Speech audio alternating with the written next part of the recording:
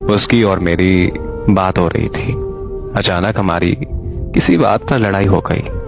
उसने मुझसे नाराज होकर बात करना बंद कर दिया।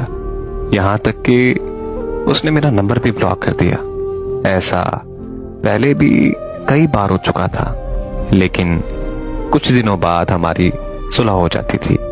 लेकिन इस बार एक अजीब सी बेचैनी थी, क्योंकि मुझे ऐसा महसूस हो रहा था कि इस बार वो मुझसे नाराज नहीं हुई, बल्कि वो मुझे छोड़ गई है। मैंने उससे राब्ता करने की हर मुमकिन कोशिश की, लेकिन उसका नंबर बंद जा रहा था। जब मुझे कोई हल ना मिला तो मैंने उसके घर जाने का सोचा, यानी उसके गांव।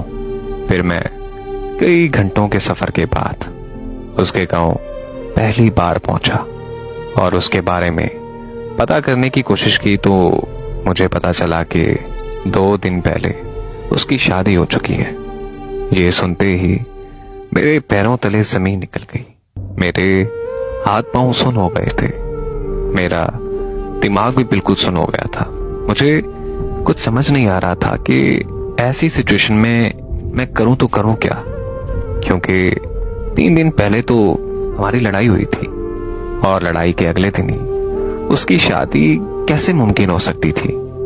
तब मुझे समझ आया कि उसने मुझसे लड़ाई जानबूझकर की थी, क्योंकि वो किसी और से शादी करने जा रही थी और वो ये नहीं चाहती थी कि मैं उसे बेवफा समझूं।